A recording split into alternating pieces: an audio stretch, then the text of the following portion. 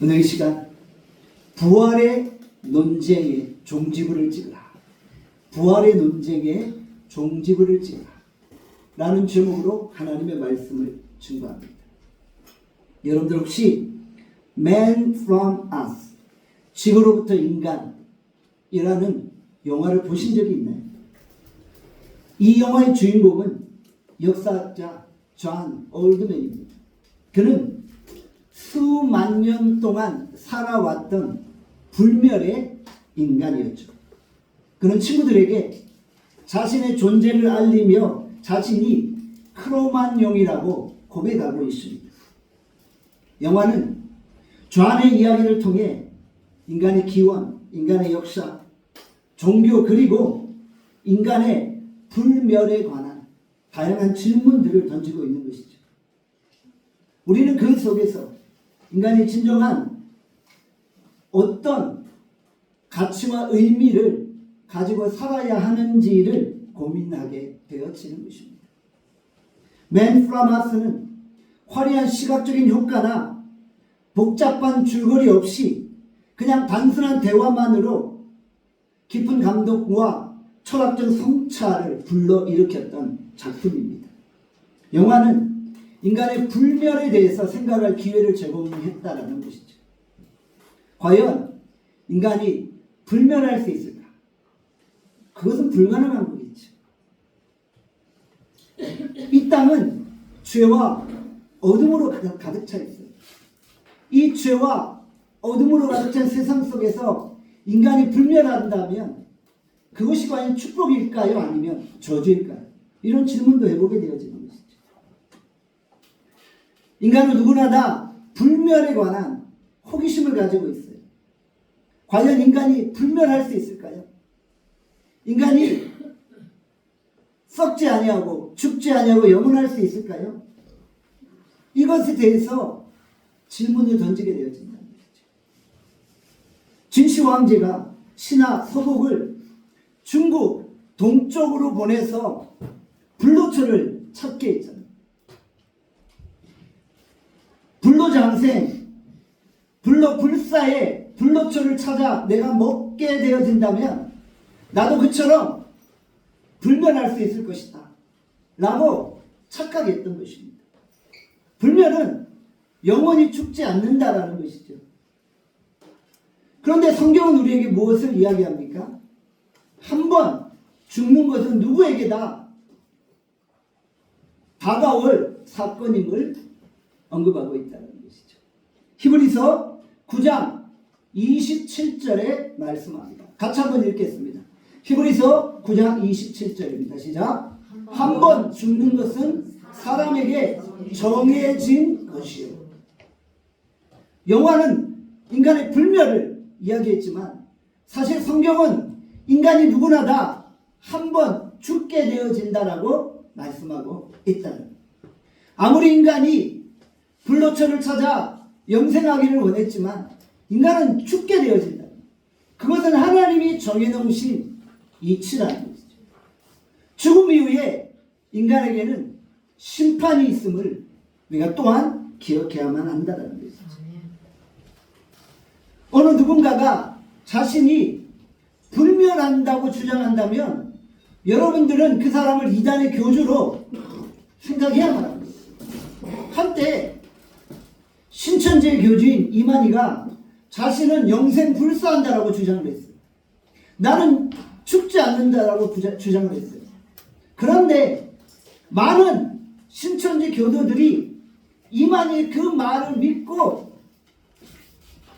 자신들이 섬기는 교주가 죽지 않는다라고 믿고 있었던 거예요.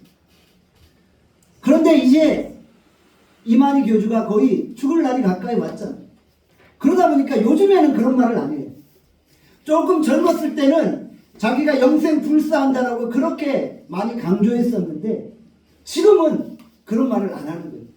왜냐하면 자기도 자신이 곧 죽는다는 것을 알고 있기 때문이라는 것이죠. 자, 불멸과 부활은 전혀 다른 의미입니다.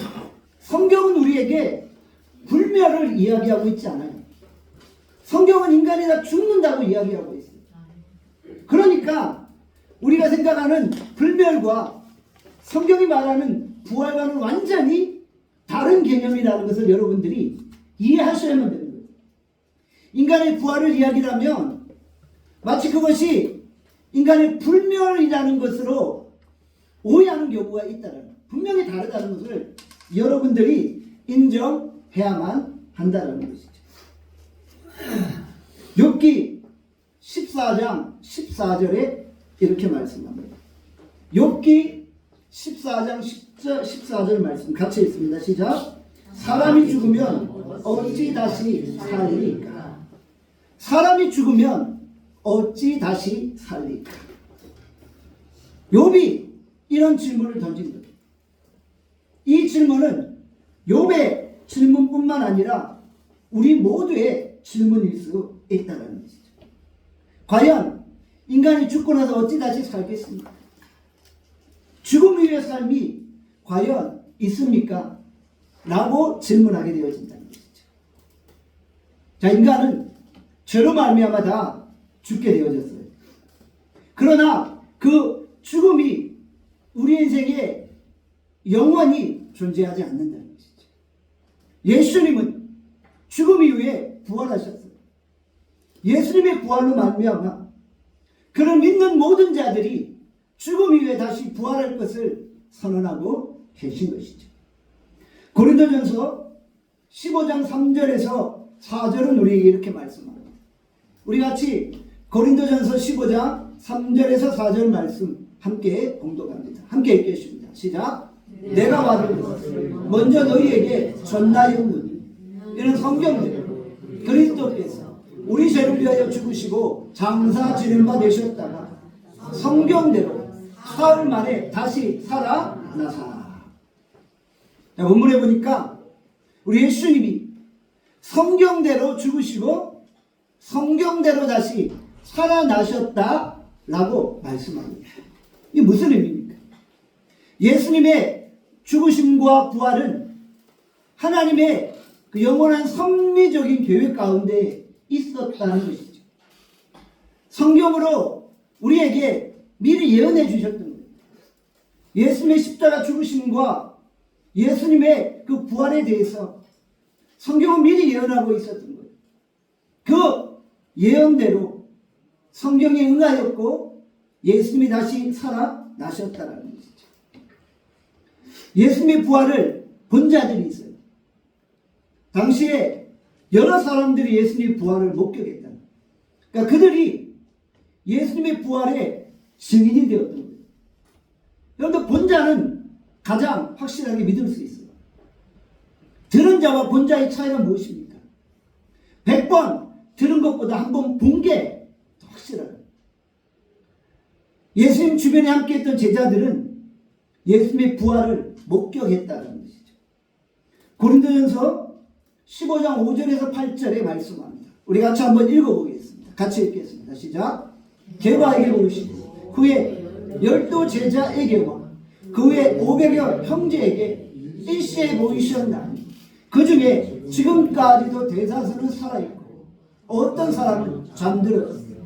그 후에 야고보에게 보이셨으며 그 후에 모든 사도에게와 맨 나중에 만상되지 못한 난 자 같은 내게도 보이셨느니라. 아멘. 예수님의 부활을 목격한 자들이 있었어요. 게바, 베드로가 목격했죠. 12 제자들이 목격했죠. 예수님의 500여 제자들도 목격했어요. 야고보에게도 예수님이 보이셨고 도마에게도 보이셨던 거예요. 그리고 사도 바울은 다메섹 도상에서 부활하신 예수님을 목격하게 되었다는 것이죠. 이들이 바로 예수님의 부활의 증인입니다.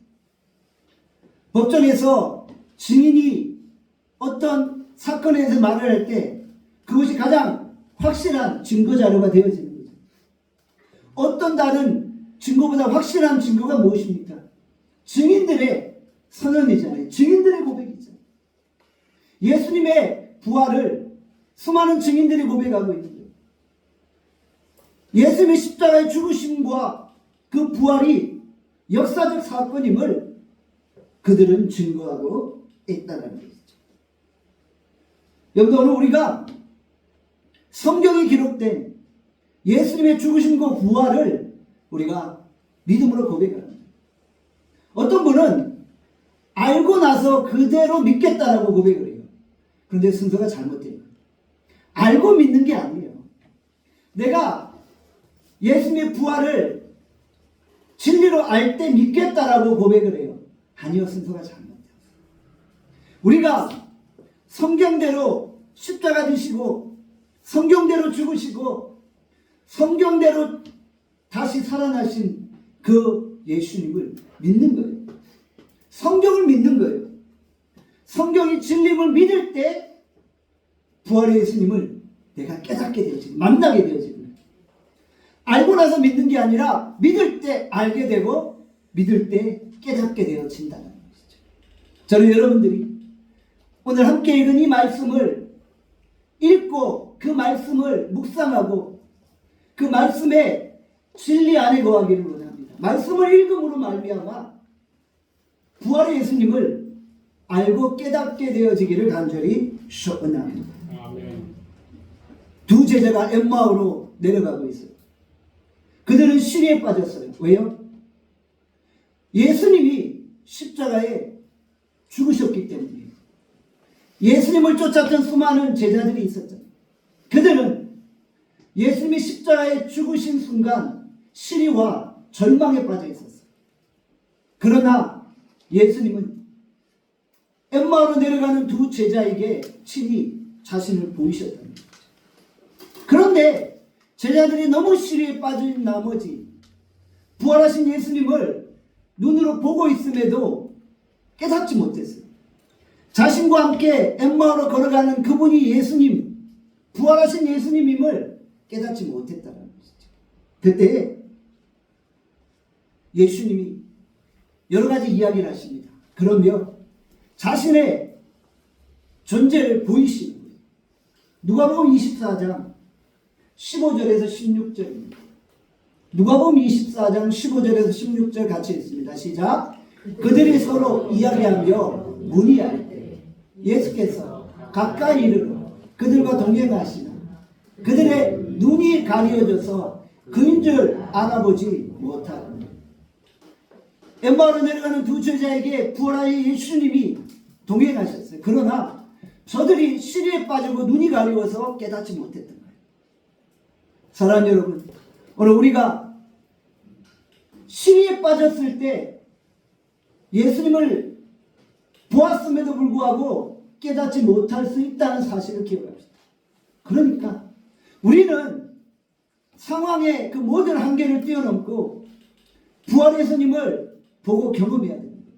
환경에 눌려서 시리에 빠져 있을 때 부활의 예수님이 내게 오셨음에도 불구하고 우리는 느끼지 못하게 되어 진다라는 것이죠. 그때 예수님이 말씀을 가르치시잖아요. 말씀을 증거하기 시작하시죠.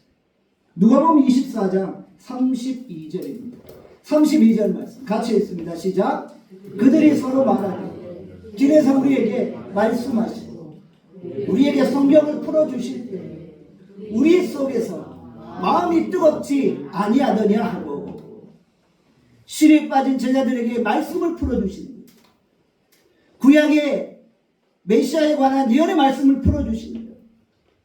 구약의 예언된 메시아가 십자가에 죽으시고 다시 살아나실 것을 말씀하신 거예요. 말씀을 풀어주시니까 시리에 빠진 제자들이 마음이 뜨거워지기 시작합니다. 말씀이 선포될 때 가슴이 뜨거워지고 성령 임하면서 부활의 예수님을 이제 비로소 보게 된 거예요. 한동안 자신들과 함께 엠마오로 동행하던 예수님을 보지 못했는데 말씀을 선포하고 말씀이 증거될 때 부활의 예수님을 비로소 보게 되어졌다는 것이죠.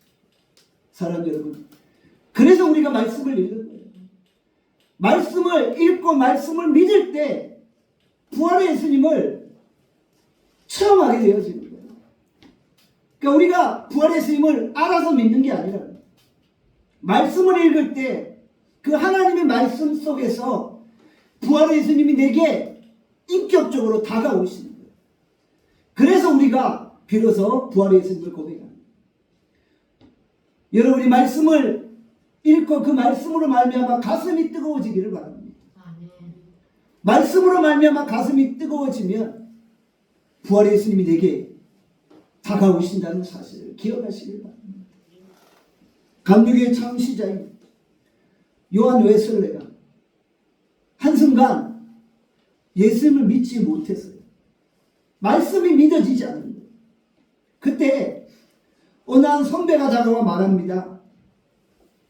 하나님의 말씀이 믿어질 때까지 말씀을 붙잡라. 말씀을 읽으며 그 말씀이 믿어질 때까지 읽고 또 읽고 묵상하라. 그렇게 조언합니다. 드디어 존 웨슬리가 올더스게이트 스트리트의 작은 교회에서 주의 말씀을 읽다가 오직 의인은 믿음으로 말미암아 산다. 이 말씀 앞에 붙들리거든요. 그리고 말씀 앞에 자신의 가슴이 뜨거워진 거예요. 아, 내가 내 행위로 구원 얻는 것이 아니라 그 부활의 예수님을 경험하고 그 부활의 예수님으로 말미암아 구원받게 되었음을 깨닫게. 말씀이 가슴을 뜨겁게 만들고 그제서야 비로소 부활의 예수님을 만나게 되었죠. 그리고 그가 감리교를 창시하고 놀라운 종교개혁을 일으켰던 것입니다. 여러분, 오늘 우리가 엠마오로 가는 두 제자처럼 말씀을 선포하고 말씀을 들을 때 부활의 예수님을 만나게 됨을 고백합시다. 여러분들, 하나님의 말씀은 살아서 운동력이 있어요. 그래서 우리가 하나님의 말씀을 읽을 때 그 말씀 속에서 우리가 생명력을 얻게 됩니다. 요한복음 1장에 보니까 말씀이 곧 예수님이라고 고백하고 있잖아요. 그 예수님 되신 말씀을 읽으며 부활의 예수님을 우리가 경험하게 되어진다는 것이죠. 자유주의 신학자요 목회자인 윌리엄 쿠퍼는 예수님의 십자가 죽으심과 부활의 사건을 믿지 못했어요. 자신이 신학자요 목회자로 성경을 가르치고 강론했어요. 예수님의 십자가 죽으심과 부활을 가르쳤어요. 그런데 자기는 그것을 믿지 못했어요. 그러니까 이 쿠퍼 목사님이 설교할 때마다 스스로 얼마나 괴로웠겠어요. 자신이 십자가를 가르치고 있는데 자신은 십자가에 달려 죽임당하신 예수님, 부활의 예수님을 믿지 못하는 거예요. 그런데 그가 고난주간 토요일에 자기가 목회하는 교회에 자기가 만든 주보를 들여다봅니다. 자신이 준비했던 설교 제목은 바로 누가 예수님을 죽였는가입니다. 그 본문의 제목을 보고 그 본문의 말씀을 자기가 스스로 읽으면서 갑자기 가슴이 뜨거워집니다. 갑자기 성령이 역사하니까 엠마오로 내려가는 두 제자처럼 가슴이 뜨거워진 거예요. 그리고 그 자리에서 자기가 믿지 못했던 그 부활의 예수님을 믿게 되어진 것이죠. 그 자리에서 통곡을 합니다. 그 자리에서 엎드려 내가 비로소 이제 예수님을 만났습니다. 내가 지금까지 수없이 십자가에 죽임당하신 예수님을 설교했지만 나는 믿지 못했어요. 그런데 성령께서 말씀을 읽을 때 나로 깨닫게 하셔서 내가 이제 비로소 부활의 예수님을 만났습니다 라고 고백했던 것이죠. 안 믿어진다고 포기할 게 아니라 계속 말씀을 읽으며 주님을 붙드는 거예요. 부활의 예수님이 나는 전혀 믿어지지 않아요. 그러나 성경이 우리에게 그것을 말씀하니까 내가 말씀을 붙들고 기도합니다. 말씀이 내게 역사하시고 가슴이 뜨거워지게 하시고 그 말씀을 믿게 해주십시오. 이렇게 고백할 때 말씀이 여러분의 인생을 사로잡는 순간이 올 것입니다. 말씀이 여러분의 가슴을 뜨겁게 만드는 순간이 올 것입니다. 그때 더 이상 이 부활의 논쟁은 여러분에게 아무런 의미가 없게 됩니다. 저는 오늘이 그날이 되어지기를 원합니다. 이 세상은 수없이 예수님의 부활을 논쟁합니다. 오늘 여기 계신 분들 가운데도 예수님의 부활을 막연하게만 이해하지 진짜 생생하게 이해하지 못하는 분이 있을 수 있어요. 오늘 이 말씀이 선포될 때 여러분의 가슴이 뜨거워져서 더 이상 여러분의 인생의 부활이 논쟁거리가 되지 않기를 축원합니다. 여러분의 인생에 부활 논쟁에 관한 종지부가 찍혀지기를 간절히 소원합니다. 여러분들 말씀이 선포될 때 그 말씀이 우리를 뜨겁게 만든다는 사실을 기억하시기를 바랍니다. 그래서 믿음의 대화는 매우 중요해요. 믿는 자들끼리 서로 대화 나누며 상대편이 경험한 그 부활의 예수님을 듣던 중에 성령께서 내 마음 가운데 역사하십니다. 우리의 대화 속에 또 성경 말씀 속에 주님이 친히 찾아오신다는 사실을 기억하시기 바랍니다. 부활의 예수님을 만나고 싶으시면 주님을 의지하고 믿음으로 주님과 대화 나누세요. 오늘 지금 선포되고 있는 이 설교 말씀이 주님이 여러분들을 만나게 하시는 부활의 예수님을 만나게 되어지는 도구가 되어질 수 있다는 사실을 기억하시기 바랍니다. 아멘. 말씀을 읽을 때 성령의 불이 타오르기를 원합니다. 그리고 주님이 찾아오시기를 간절히 축원합니다. 메시아를 잡고 간 핸델은 어느 눈 오는 날 밤 교회에 앉아서 눈물로 회개 기도를 드리고 있었어요. 그때 성령께서 강력하게 자신의 마음을 감동하시는 거예요. 그리고 핸델은 예수님의 십자가와 영광스러운 부활을 느끼게 됩니다. 그렇게 가슴이 뜨거워져 만든 작품이 그 유명한 핸델의 메시아입니다. 여러분, 우리가 메시아의 장엄함을 느끼게 되잖아요. 크리스마스 때마다 할렐루야를 찬양할 때 가슴이 뜨거워지잖아요. 그 곡은 그냥 만들어진 곡이 아니라 성령의 그 뜨거운 감동 가운데 부활의 예수님을 목격한 자가 생생하게 작곡한 명곡이라는 사실을 기억하시기 바랍니다. 베토벤도 시리와 절망에 빠져 있었어요. 시리와 절망에 빠진 베토벤을 주님이 찾아오신 거예요. 그리고 십자가의 은혜를 깨닫고 감사와 감격 가운데 베토벤 심포니 9 합창을 작곡한 것이 아닙니까? 심포지 9의 일부분이 찬송가 64장에 수록되어져 있잖아요. 베토벤의 심포지 9과 핸델의 메시아의 특징이 무엇입니까? 두 곡 다 성령으로 말미암아 가슴이 뜨거워져 감격 가운데 나온 작품이 아닙니까? 여러분들 말씀을 읽을 때 가슴이 뜨거워집니다. 그리고 부활의 예수님을 만나게 되어지는 것이죠. 네. 이 땅의 교회는 예수님의 부활로 시작되어졌어요. 만약 부활의 예수님이 제자들에게 나타나지 아니하셨다면 교회는 탄생하지 못했던 것입니다. 부활이 없다면 교회도 없고, 부활이 없다면 우리의 믿음도 없고, 부활이 없다면 우리의 다시 삶도 없게 되어지는 것이죠.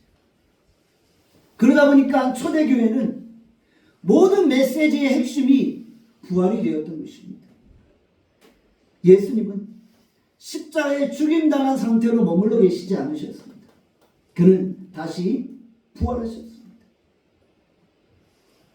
사탄은 예수님을 죽게 만들 수는 있었어요. 당시에 종교 지도자들을 동원해 예수님을 십자가에 못 박을 수는 있었어요. 그러나 사탄은 예수님이 부활할 것은 미처 생각지 못했던 거예요. 사탄은 어둠의 영이에요. 그는 죽음과 어둠을 지배하는 자예요. 그러나 사탄에게는 부활과 새로 태어남과 새 생명이 없었어요. 그러니까 사탄은 예수님을 십자가에 못 박으면 이제 하나님의 나라는 다 끝나고 자신이 하나님을 죽여 죽였기에 자신이 이 세상의 온 인류의 지배자가 될 것이라고 생각했던 거예요. 하나님도 내가 죽일 수 있는 존재라고 자신이 하나님 되었음을 고백했을 거예요. 그러니까 사단은 하나님의 부활을, 하나님의 아들 예수 그리스도의 부활을 알지 못했다는 거예요. 그러니까 사단의 사전에 부활이라는 단어는 없었던 거예요. 그러나 예수님은 사망과 죽음과 어둠의 권세를 깨뜨리시고 부활하셨던 것입니다. 예수님은 사망의 권세를 깨뜨리고 부활하셔서 사단을 향해 최후 승리를 선언하신 것입니다. 패션 오브 크라이스트라는 영화에 보면 예수님이 부활하실 때 거기 있는 그 악한 존재가 막 괴성을 지르며 막 분노하는 그런 장면을 보게 돼요. 자신은 예수님이 죽었을 때 끝난 줄 알았어요. 그런데 부활하셨을 때 내가 이제 끝났구나. 예수님이 끝난 게 아니라 하나님이 끝난 게 아니라 내가 끝났구나라는 것을 깨닫고 비명을 지른 것이 아닙니까? 예수님은 죽음 가운데 부활하셔서 사단에게 최후 반격을 하시고 이제 사단은 더 이상 예수님 앞에 꼼짝할 수 없었던 것입니다. 자, 그러니까 사단이 제일 싫어하는 게 뭐예요? 부활이에요. 사단은 예수님의 부활을 제일 싫어하는 거예요.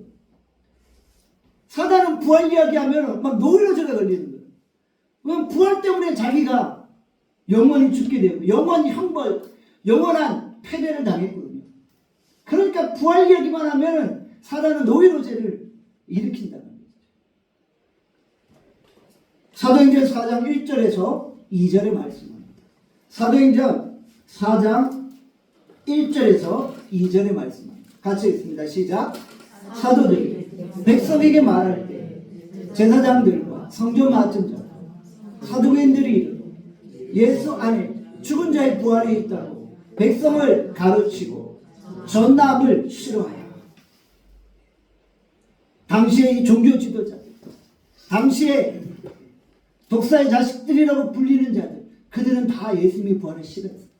사단이 예수님의 부활을 싫어한 거예요. 부활을 싫어한 거예요. 그러다 보니까 사람들을 어둠으로 지배하려고 했던 거예요. 어둠을 가지고 사람들을 억압하려고 했던 거예요.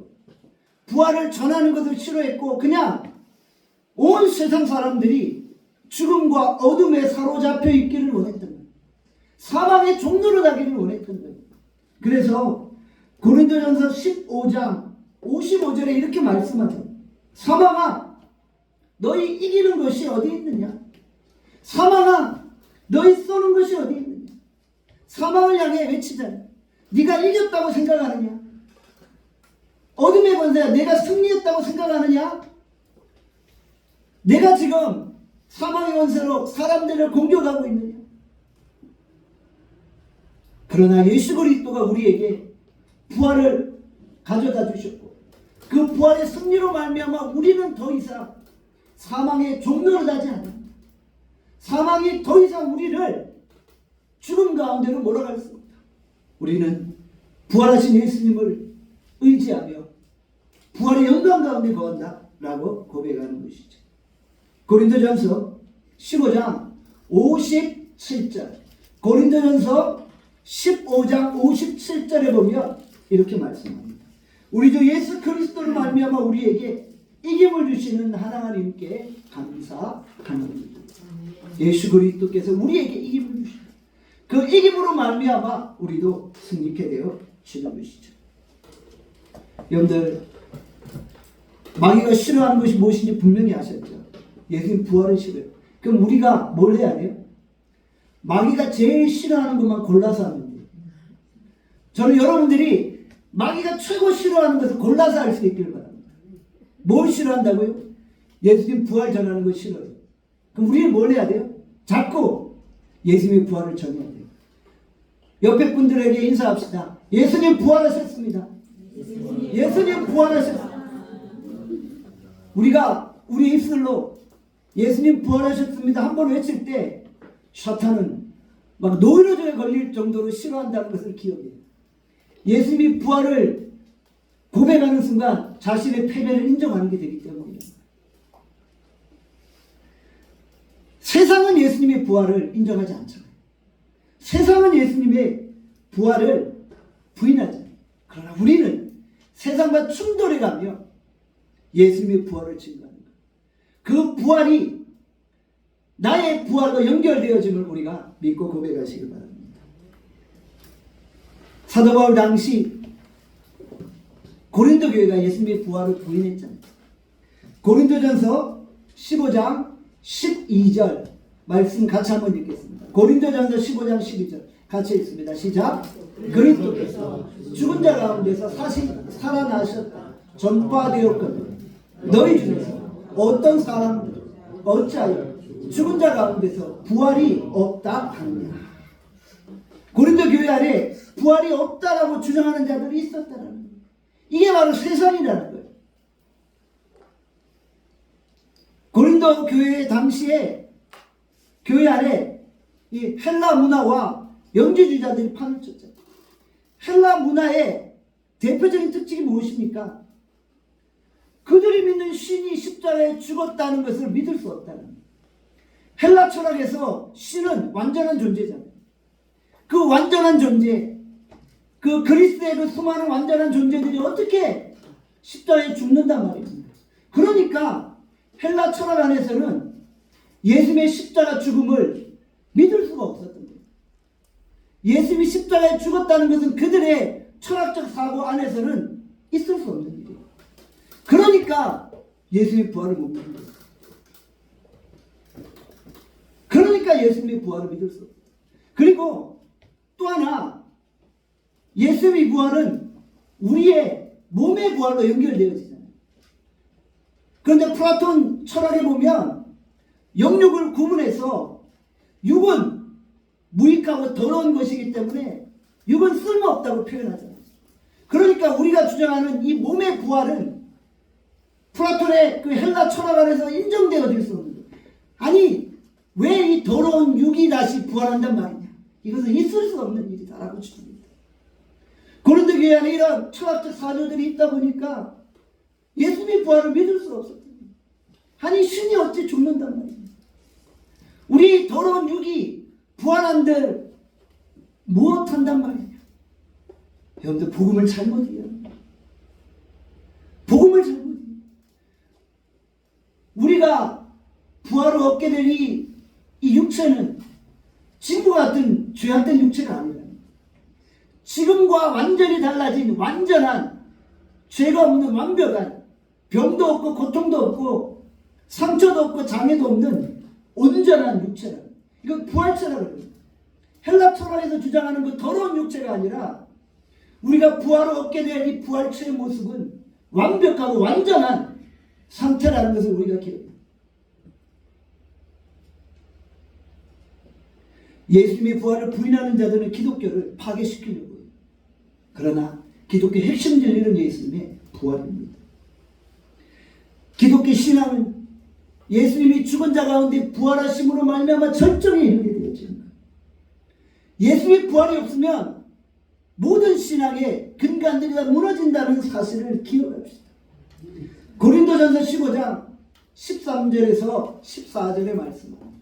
같이 읽겠습니다. 시작. 만일 죽은 자의 부활이 없었으면 그리스도도 다시 살아나지 못하셨으니 그리스도께서 만일 다시 살아나지 못하셨으면 우리가 전하는 것도 헛것이고 또 너희 믿음도 헛것이고. 예수의 부활이 없으면 우리의 믿음이 없어요. 우리의 교회도 없어요. 우리의 신앙도 없는 거예요. 그러나 예수님은 부활하신 분이라는 거예요. 예수님 부활하셨기 때문에 우리는 그 부활의 소망 가운데 오늘을 살아가는 거예요. 오늘 우리도 죽음 이후 다시 부활할 것을 고백합니다. 성경이 얘기하는 부활은 인간의 불멸이 아니라는 거예요. 인간이 영원히 죽지 않는다는 게 아니에요. 인간은 다 죽어요. 인간은 다 멸망당하게 돼 있어요. 그러나 예수의 피로 말미암아 우리는 새로운 부활체의 몸으로 다시 살아난다는 거예요. 고린도전서 15장 51절에서 52절은 이렇게 말씀합니다. 같이 읽습니다. 시작. 보라 내가 너에게 비밀을 말하노니 우리가 다 잠잘 것이 아니고 마지막 나팔에 순식간에 호련이다 변화되리. 나팔 소리가 나면 죽은 자들이 썩지 아니할 것을 다시 살아나고 우리도 변화되리라. 아멘. 천군 천사의 나팔 소리와 함께 예수님이 강림하실 때, 예수님이 다시 오실 때 우리는 부활하게 되는 거예요. 우리 육신의 몸은 썩었어요. 그러나 우리가 부활체 몸을 덧입을 때 그 몸은 썩지 아니할 몸입니다. 죽지 아니하는 몸입니다. 완전한 몸입니다. 완벽한 몸이에요.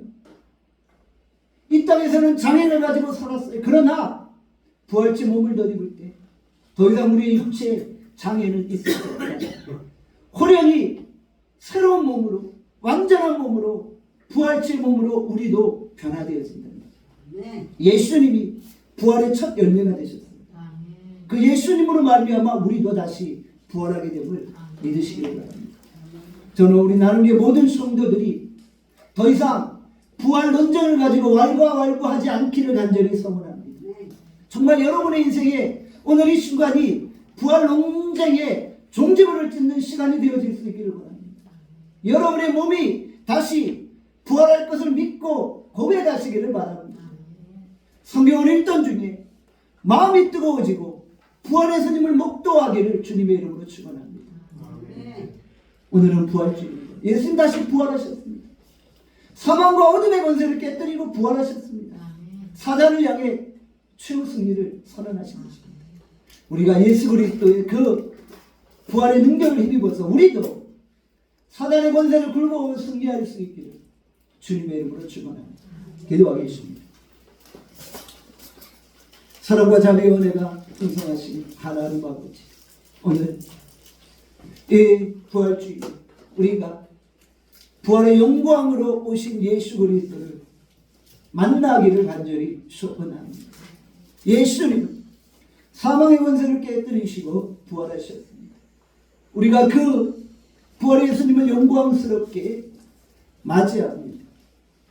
오늘 부활의 영광이 우리 가운데 임하게 하시고 우리도 부활의 소망을 가지고 이 땅을 살아가게 하여 주시옵소서.